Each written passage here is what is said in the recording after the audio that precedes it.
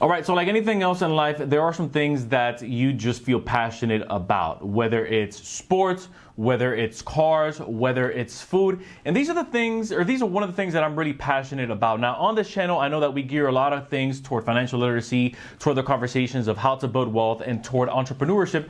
But I would be doing my audience, I would be doing our community of financial literacy, of entrepreneurs, of business owners, or aspiring business owners, a disservice if I didn't bring awareness to this subject at hand right here. Now, I want to give a huge shout out to Anthony O'Neill over on his channel because his video actually inspired this one right here. So I'll go ahead and put his down in the comments so that you can check it out. But my video is geared around, especially since I would consider myself someone to have a decent sized audience, my video is geared around the Latino income disparities and the lack of financial literacy in our communities. Now, if you are African American, then part of the stats that I'm gonna break down in this video are about you as well. So if you're black, if you're Latino, this video is about you. And if maybe you're not, and you're Caucasian, you're white, and you're watching this, well, I want you to stick around as well, because I think that financial literacy is a conversation and it is a language that we must all learn how to speak, and we must all become fluent in, because financial literacy actually has no barriers, and financial literacy, in my opinion, doesn't see any skin color, especially when we learn to work it the right way. So the first thing that I want to bring attention to is that Latinos have the is growing 2 times the speed of the total U.S. population, which is actually making it the fastest growing ethnic group here in this country. We make up for about 17% of the total U.S. workforce, and the buying power for Latinos tripled from $494 billion in 2000 to $1.5 trillion in 2018. Get this, making it bigger than the total GDP for the country of Mexico. Now, I'm a proud Latino. I am a son to 2 amazing parents that raised me and my 3 older brothers. Both my parents are immigrants, so I would be considered a first generation Latino American or Hispanic American, right? However you want to break that down. So you can say that I fall in line with some of these statistics, which again is something that I really want to shed light on, because I was searching on YouTube, didn't really see it, at least not for Hispanics. And so that's why I want to, again, bring some awareness to this subject at hand. Average income, or average household income for Latinos right now, is $45,000. Now, I do want to get some good news, because I don't think that everything is bad news. The good news about that is that that number is climbing up, similar to the buying power of Latinos. The issue with the buying power, though, is that it's not going toward assets, at least at a rate that we would want to see it at with home ownership. And I think part of that has to do with what happened during the financial crisis.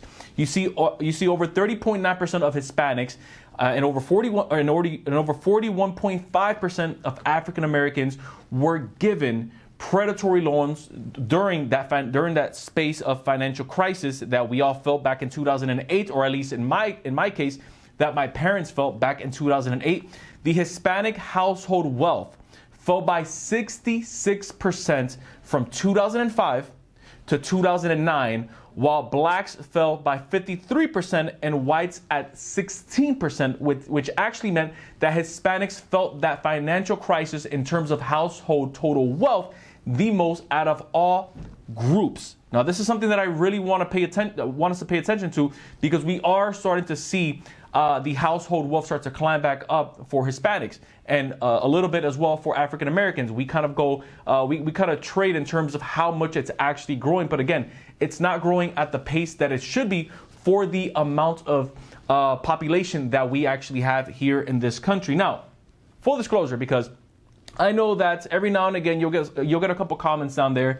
This video isn't to complain about what's going on in our communities. This video isn't to bash one group or the other. This is quite out, frankly, to bring some awareness about it, right? Because if I myself, with 2 Hispanic parents, both are immigrants, if I've been able to build businesses, and if I've been able to scale to the level that I'm at right now, which I still have a lot of work to do, then I believe that anyone watching this can do so as well, because the American dream is alive and well, in my opinion. In April of 2020, the Hispanic Americans had the highest unemployment rate by 18.9%, higher than any other ethnic group, and 10%, get this, 10% of Hispanic families had a negative net worth in 2019, and 17% of them were well below the poverty line. Now, if you're wondering, okay, Irv, well, what about college? We're starting to see that Hispanics are, they're starting to get more degrees. African Americans are starting to go to college. Yes, but remember, just because we have a college degree doesn't necessarily mean that we are going to start making more money. Yes, there are some statistics out there that show that those of us that have college degrees, I hold a bachelor's degree. Yes, we have a higher we have a higher statistic in terms of earning those that maybe just have a high school degree, but it's not always the case when it comes to building your net worth, building wealth, and financially independent. Those are two things that we have to learn how to separate in the conversation of generating wealth. Again, a degree does not necessarily mean that you are going to start banking. And so here's why this is important. Even though Hispanics and African Americans are starting to get more degrees, they're actually 5 times more likely to tack on debt than that of white families. Now, part of the reason for that is because Hispanics and African Americans come from just a lower income threshold or a lower income community, which means they are more likely to tack on student loans, which ends up, again, lowering that household wealth for the families. And get this, they're actually less likely to graduate than other groups. Now, that again is a number that we really want to pay attention to, because again, education, self-education is totally different from a systemic education. And this is why I also wanted to bring awareness to one last thing here, and that's this, and which is really what I want to bring the home point to. White families have $130,000 more. Let me make sure I get that right.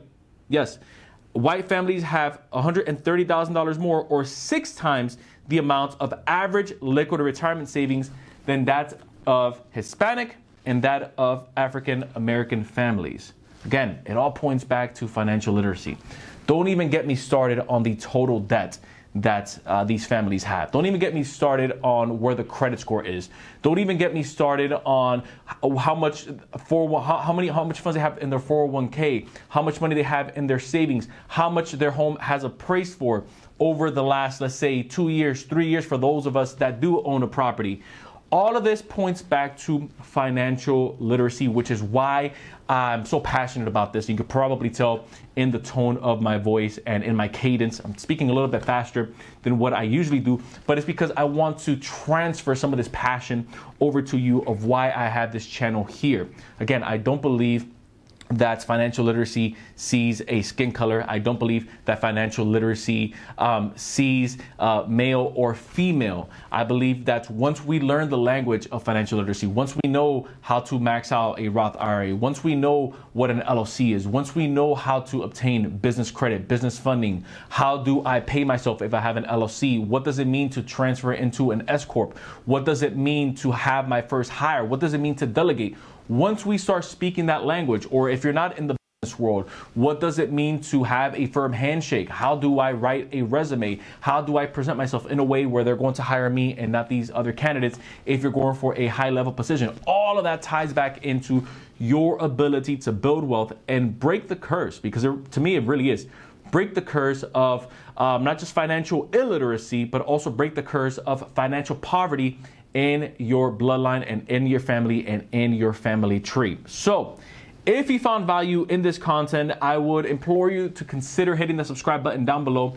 Join the official community. Tap that like button, because it does help this content reach a larger audience. And don't forget that anytime I'm not posting on here, I'm posting over on the Inside with Irv show. So if you like what I have going on over here, you'll love what I have going on over there. Once again, I appreciate you guys checking me out. Till next time, everyone, I will see you in the next video.